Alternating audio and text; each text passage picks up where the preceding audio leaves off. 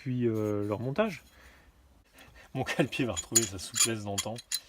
Pour le remontage, mes deux demi-cercles là, qui vont venir coincer ma pièce et caler tout ça, je les mets là-dedans, je remonte, nickel. Pour mon écrou, je mets mon écrou. Alors, ouais, cet écrou là. Chez Hiro, ils m'ont dit, l'écrou du milieu, quand tu le serres, le serrage doit être, on ne doit pas serrer trop fort. Une clé dynamométrique, ce serait l'idéal. Maintenant, bonne chance pour trouver l'information. Moi, je la démonte régulièrement. Depuis une petite année, je la démonte de temps en temps. Donc forcément, s'il y a quelque chose qui se dessert, bah, je vais le savoir, je vais m'en rendre compte. On va remettre ça en place. LED. On va les allumer la LED, c'est bien que ça marche. Ça permet de savoir où on en est au niveau de la batterie. C'est quand même vachement bien. Non, c'est vrai que tu fonctionnes. Ok, je branche la batterie. Hop, toujours il y a plein de petits détrempeurs, on peut pas vous gourer. Ça va suivre. On peut pas vous gourer. Forcez pas, c'est tout. Si vous forcez, c'est que vous vous gourez après, rien. Donc ça, c'est pas Là, il donne une petite encoche ici. Là. Hop, donc c'est là que ça passe. Donc, je vais me relisser ça.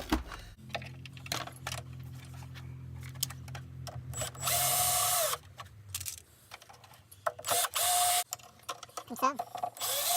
Si je répète pas forcément tes trous. Les plastiques, ça peut bouger, ça fait plusieurs fois, par exemple. Une fois que c'est fait, là, Serre. Visseuse. Génial. Pour ceux qui ne savent pas ce que sont tous ces petits dessins, hop, quand vous mettez là, voilà, quand vous vissez, ça va serrer, mais jusqu'à un certain point. Et plus vous allez vers la grosse vis, enfin plus vous allez par là, moins vous arriverez à le tenir jusqu'au moment où vous ne le tiendrez plus.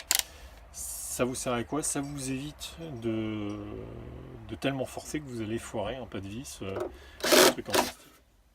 Alors j'hésite, est-ce que je monte la pédale maintenant? Est-ce que je monte pas la pédale maintenant?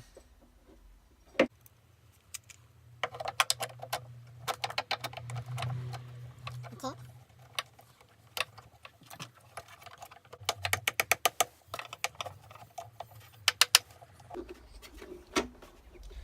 Ok, voilà, on est dedans.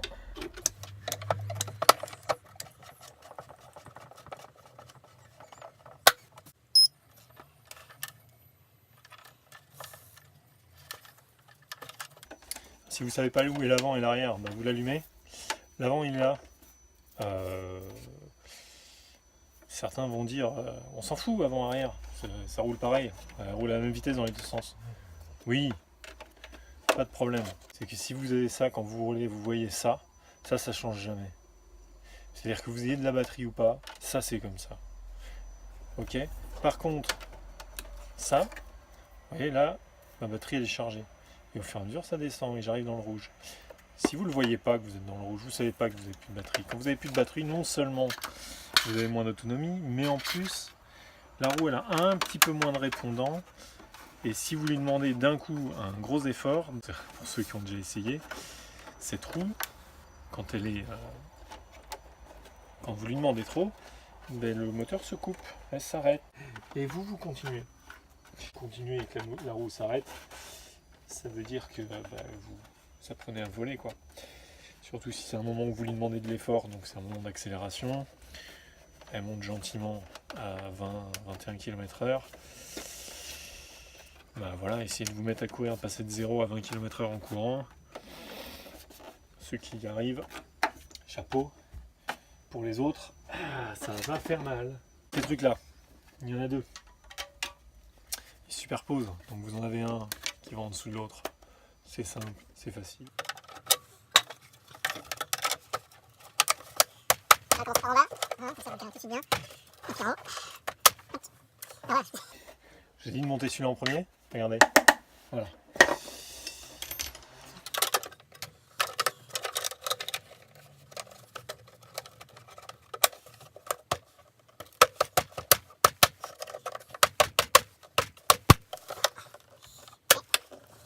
Bien scaler dessus, sur le deuxième. Voilà, nickel. Allez, c'est magnifique. Hop. Et elle fonctionne. Ok.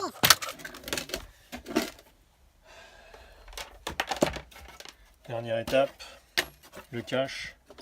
N'oubliez pas les mains. Les mains. Alors ça se cale, vous avez deux petits ergots. Ça se cale en bas bien. Et puis après en haut. Alors ouais, petit défaut sur ces magnifiques machines. C'est pour ça que j'avais pas remis la vis. C'est que du coup la batterie prend un peu de place. Du coup ça dépasse un peu. Du coup ça appuie ici. Vous voyez, ça appuie là. Et ça déforme un peu ce cache. Et du coup là il est en tension. Je suis en tension ici. Donc effectivement les vis vont venir tendre ça. Voilà, et quand on n'a pas les vis qui sont les vis d'en bas là, vous avez pas ces deux petites vis, vous êtes moins en tension. Fatalement. Du coup je les ai virées. En fait la première fois que je l'ai démonté, c'est parce que le calpier n'est pas bien collé à l'aimant. Parce que ici ça sautait. Ça sautait de ce côté-là.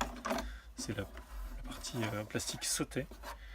Tout simplement parce que les vis, en faisant appui, clac, faisaient sauter le truc. Ah, et on recolle ça, voilà, le petit truc.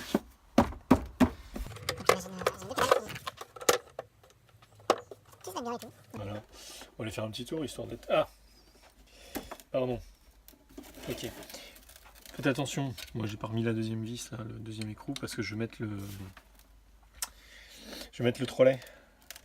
D'accord. Donc, j'ai pas mis les vis pour mettre le trolley. Vous virez ces vis là et vous mettez d'autres vis à la place. En l'occurrence, celle-là. Voilà. Donc là, je vais juste les remettre le temps de faire un essai.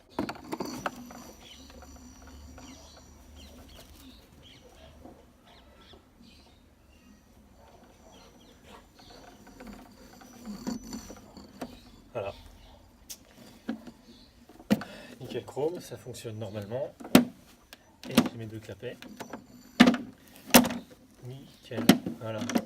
Chihiro, ils m'en ont filé noir, mais je trouve ça tellement cool.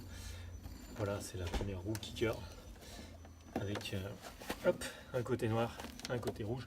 Comme ça, je sais que mon pied droit, mon pied gauche, pardon, c'est celui-là. Mon pied droit, c'est celui-là. C'est trop cool, la vie.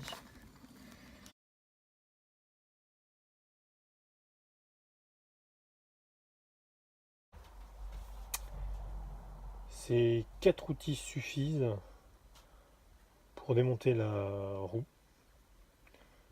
accéder à la patte pour changer la pédale. Voilà, j'ai pas besoin d'autre chose. Donc un tournevis cruciforme, 2 clés Allen et une clé à bougie, donc une clé de 21, donc une clé de 21, une douille de 21 devrait aller pour le moyeu central. Voilà.